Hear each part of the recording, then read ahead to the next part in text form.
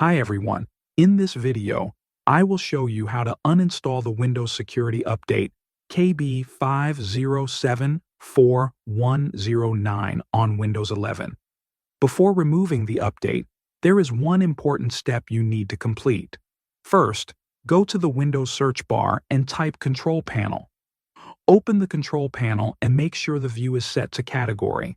Click on Uninstall a Program. On the left side, select Turn Windows Features on or off.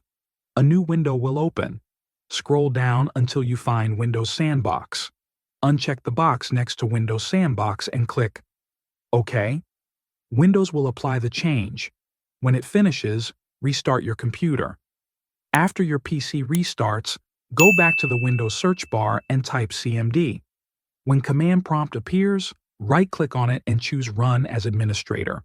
If a confirmation window shows up, click Yes. Now you need to run a command to remove the update. Type wsa /uninstall/KB:5074109. Paste the command into the command prompt window.